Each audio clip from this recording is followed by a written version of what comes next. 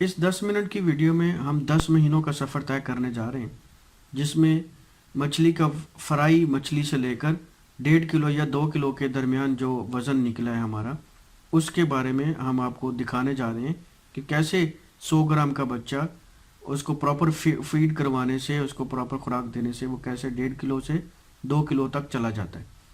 امید ہے آپ سب لوگ ہمارا چینل دیکھ رہے ہوں گے اور اس سے رہنمائی بھی لے رہے ہوں گے۔ ہم نے اس چینل پر بہت محنت کے ساتھ ویڈیوز ڈالی ہیں اور یہ ایپیسوڈ کی صورت میں ویڈیوز موجود ہیں۔ آپ تمام آغاز سے لے کر اینڈ تک آپ ساری ویڈیوز کو تفصیلی طور پر دیکھ سکتے ہیں اور کومنٹ سیکشن میں جو ڈسکشن ہوئی ہے اس کو بھی آپ ریڈ کر سکتے ہیں، اور اس میں امید ہے آپ سب کے لیے انتہائی اہم معلومات چھپی ہوئی ہے۔ ہم یونٹ 1 اور تالاب 1 کا جائزہ لیں گے اس ویڈیو میں۔ اس سے پہلے ہم دیکھتے ہیں کہ ہم مچھلی جو فرائی مچھلی جو بچہ لے کر آتے ہیں اس کو کیسے پالتے ہیں۔ ہم یہ سارا بچہ اپنی نرسری میں رکھتے ہیں اور اس پر محنت کرتے ہیں اور اس کو پھر کیٹاگرائز کرتے ہیں۔ فرائی مچھلی کو لانے کے بعد اس کو چھوٹے تالاب میں شفٹ کیا جاتا ہے جو سینکڑوں اور لاکھوں کے حساب سے ہوتا ہے۔ پھر اس کی دیکھ بھال کی جاتی ہے، اس کے پانی کا خیال رکھا جاتا ہے اور اس کو گروتھ دی جاتی ہے۔ اسی دوران جو ہے دوسری مچھلی بھی پرورش پا رہی ہوتی ہے، گرو کر رہی ہوتی ہے۔ وقت کے ساتھ ساتھ ہم بچے کی انسپیکشن کرتے ہیں، اس کو تفصیلی جائزہ لیتے ہیں، اس کا وزن کو دیکھتے ہیں کہ اس میں وزن ہے، پھر اس کو تالابوں سے علیحدہ کرنا شروع کر دیتے ہیں، چھوٹے بچے کو رہنے دیتے ہیں اور بڑے کو شفٹ کر دیتے ہیں۔ اور اسی دوران ہر بچے کو یا ڈیفرنٹ نسل کے بچوں کو چیک کیا جاتا ہے کہ کون سی اقسام زیادہ ہیں یا کم ہے، کون سی کتنی موٹیلٹی ہو رہی ہے۔ اسی میں پھر ہم وزن کی کیٹیگری بھی نکال لیتے ہیں کہ ہاں بچہ جو 10 گرام کا ہے وہ کس پاؤنڈ میں رہے گا، 20 گرام کا، 50 گرام کا۔ یہ انسپیکشن ساتھ ساتھ چلتی رہتی ہے۔ اب اس ویڈیو میں آپ کو نظر آ رہا ہوگا کہ جو ہے گراس مچھلی کا جو بچہ ہے اس کا وزن زیادہ ہو گیا عام بچوں کی نسبت۔ پھر ہم ان بچوں کو ویٹ کرتے ہیں کہ تھیلے کا وزن کتنا ہے، اگر 40 تھیلے یا 50 تھیلے ڈالا جاتا ہے اس کا ایوریج وزن کیا نکلتا ہے۔ پھر ہم سنگل دانے کا بھی وزن چیک کرتے ہیں کہ اس کا وزن کتنا نکلا اور اس کو تالاب میں کب شفٹ کرنا ہے۔ اسی کے ساتھ وقت کے ساتھ ساتھ جب اس کو پراپر خوراک دی جاتی ہے اور اس کی دیکھ بھال کی جاتی ہے تو پھر ہم ایک ایوریج وزن نکالتے ہیں۔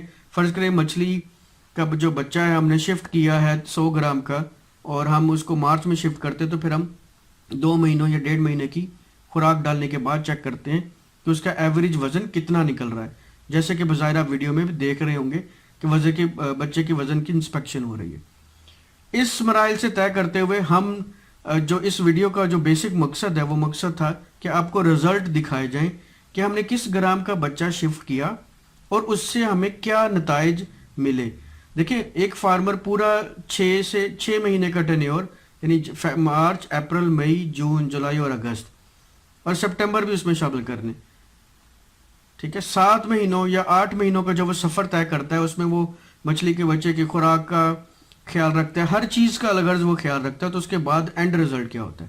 اس میں ایک اہم سوال یہ ہے، کچھ فارمر جو نیا آغاز کرنا چاہتے ہیں وہ پوچھتے ہیں کہ ہمیں کون سی نسل کی پرورش کرنی چاہیے، یہ کون سی نسل پاکستان میں زیادہ سیل آؤٹ ہوتی ہے۔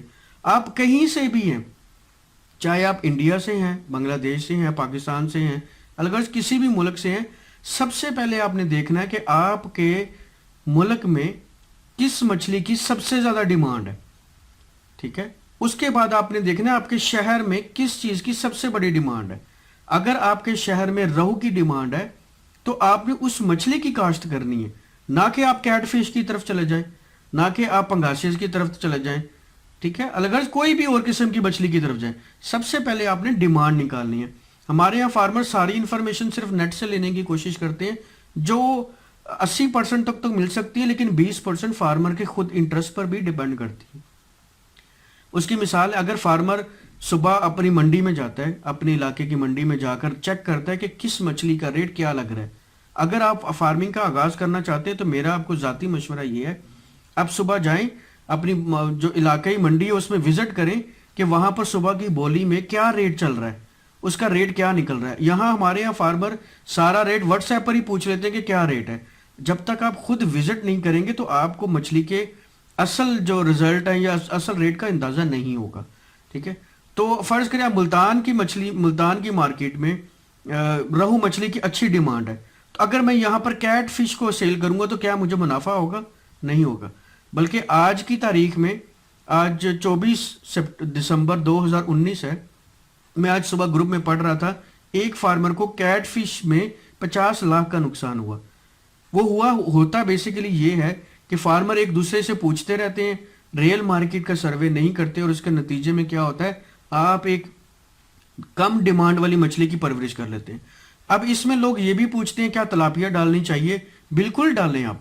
अगर आपके पास एरिया कम है और आपको पता है कि आप तलापिया की अच्छी परवरिश कर सकते हैं तो उसका इस्तेमाल करें, लेकिन उसकी डिमांड को भी देखें कि क्या आपकी तलापिया आपके शहर में बिकेगी या आपको दूर भेजनी पड़ेगी।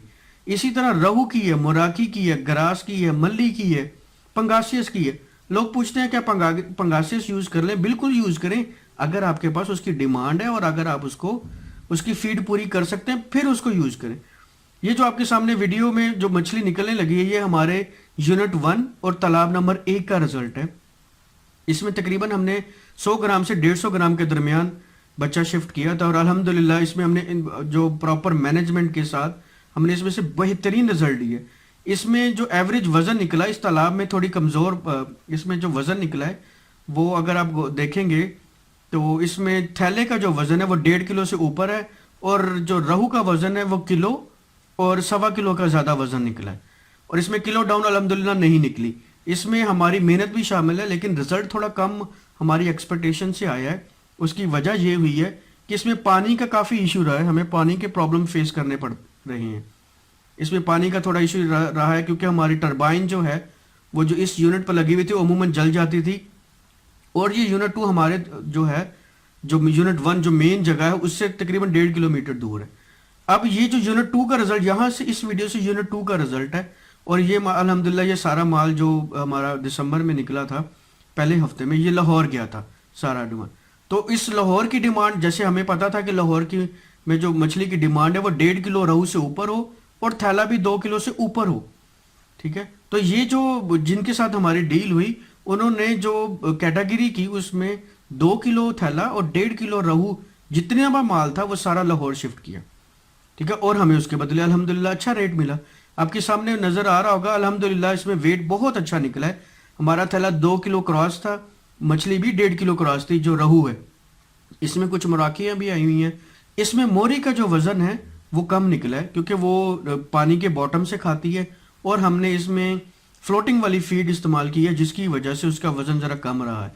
उसके अलावा जितनी भी इकसाम थी अलगर्ज, उसमें आप देखें कि हमने मल्ली भी डाली हुई थी थोड़ी सी, और इसमें ग्रास भी डाली हुई है। उन सब का अल्हम्दुलिल्लाह वजन बहुत अच्छा निकला है, और इसमें से हमें जंगली फ़िश की टेंशन नहीं थी। शुरू में जब हमने ये फार्म लिए थे तो हमें जंगली फ़िश यानी जो चिड़ा मछली उसको कहते हैं उसकी वजह से बहुत प्रॉब्लम फेस आई।